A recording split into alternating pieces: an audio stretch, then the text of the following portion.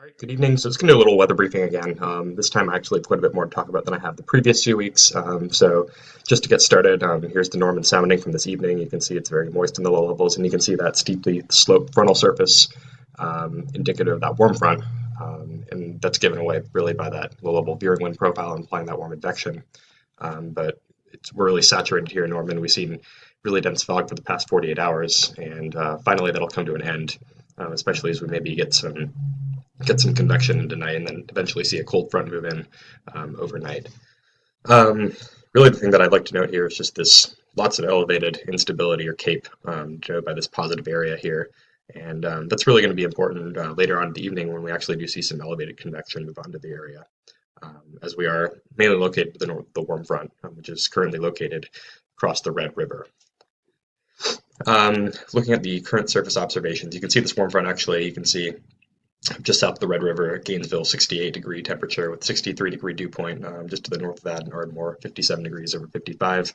Then further north is where the chillier air is, where the upper 30s to even some 20s as you make your way into northern Oklahoma. And there's just that dense fog. So really where the warm front just hasn't moved very much over the past few days and really looks like it's going to continue to sit there. However, we do have some convection to the north of it mainly, and of course that's elevated. So really large hail is going to be the main threat. If any storms manage to develop in the warm sector or really anchor to the warm front, there might be more of a tornado threat. But as of now, it just looks like mainly a large hail threat, mainly across central Oklahoma as well as southwestern Oklahoma. Excuse me.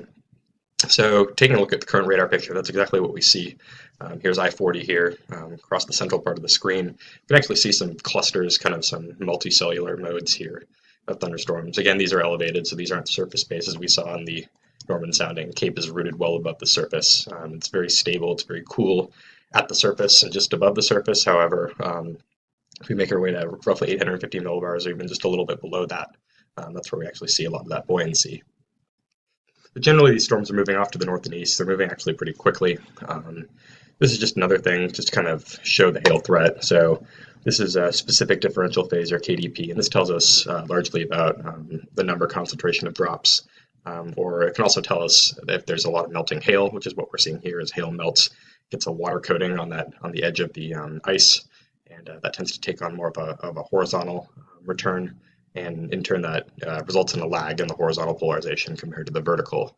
So we see KDP as high as 1.5 to even 2 degrees per kilometer here with these storms. So this is really indicative of just a lot of small melting hail.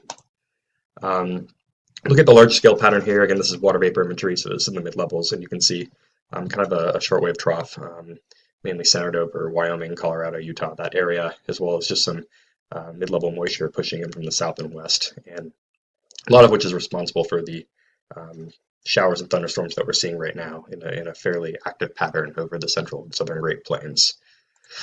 That's exactly what we see here. Here's this kind of a longer wave trough in a cyclonically curved jet.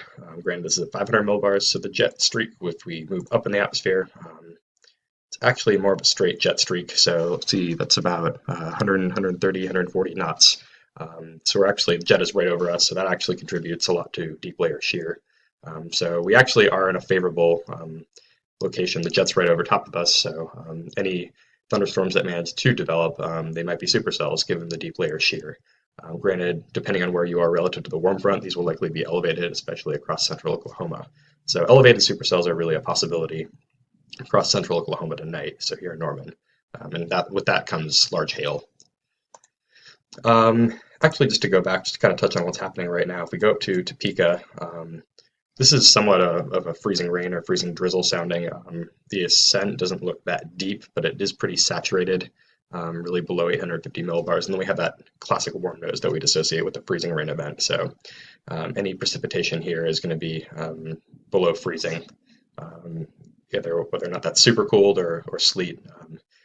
There really aren't any clouds above this, so most of this is just going to be super cool liquid. So freezing drizzle looks like really what's going to be going on right now.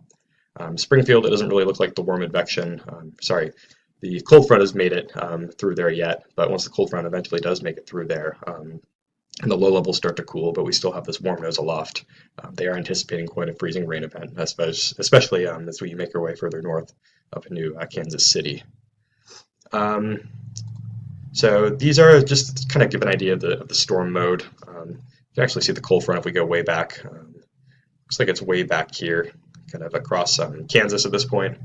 Um, her winds are less so out of the east or northeast; they're more just straight out of the north, along with some much chillier air temperatures in the teens up here versus the 30s. Um, so if you consider the orientation of the cold front, which is more or less southwest to northeast, shear vectors are oriented. These are 0 to 6 kilometer shear vectors. They're oriented roughly parallel to the cold front, so that tends to imply somewhat of a mixed mode of convection, somewhat of a linear mode. So storms tend to be really can have a lot of interactions with each other. So that doesn't really favor any sort of discrete supercells. So we might see some more of a clustery mode or a quasi-linear convective system. So lines and segments might be what we'd expect here, or just kind of these clusters with large hail being the main threat, especially to the north of the warm front. This is kind of just more for, I don't want to say for entertainment, but so these are updraft helicity swaths, and just what I want to kind of emphasize here. There were some good posts on Twitter about it earlier today about, these aren't really good for diagnosing any sort of tornado potential. These are just updraft helicity swaths. So this really just gives us a good idea of where there are maybe some rotating updrafts. So really any sort of supercells, but it doesn't really tell us whether or not these supercells are surface based or elevated. In this case, north of the warm front, they're definitely elevated. So the tornado threat is almost zero to the north of the warm front. However, hail, definitely a large threat, especially these thunderstorms are indeed rotating in our supercells. This is just isotropic analysis. This is at 300 Kelvin on the isotropic surface.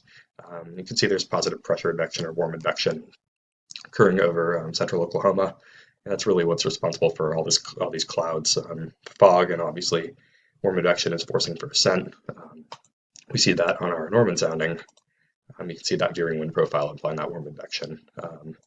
So this will continue for the night, and then we eventually see some cold advection behind the cold front that will eventually push through overnight, where you see the negative pressure advection. You see winds blowing from areas of lower pressure to areas of higher pressure. They're more or less parallel to the isobars here, but there start to see more cross isobaric flow as that cold front really starts to sack south. So definitely a cool down into tomorrow. We probably won't get out of the 30s tomorrow. Not that we were that warm today since we were to the north of the warm front, but definitely a chillier day tomorrow and also a lot drier. And we're definitely going to mix out a lot more of that fog, which is going to be much needed and pretty nice.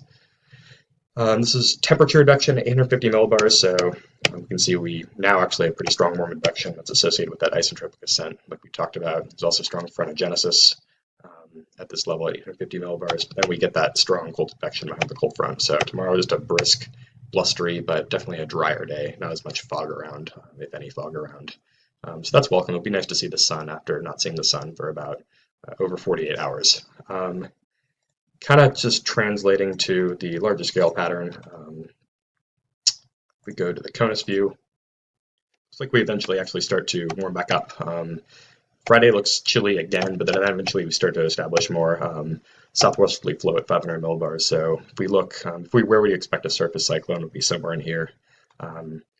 Somewhere where there's that ageostrophic divergence, which we should look at would be further aloft, somewhere in the same region over Colorado. So that would, the surface cyclone there would induce southerly flow, especially with the presence of a lee trough. That would induce southerly flow over the central Great Plains and would tend to bring in a little bit of a warm up for us here in Norman. So temperatures mainly about average into the weekend. Don't want to get too far off, but definitely a chillier Thursday and Friday before seeing a slight warm up into the weekend.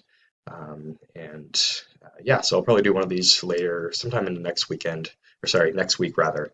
And have a good evening and enjoy the thunderstorms if we do manage to get any. Hopefully there's not a lot of hail in around Norman.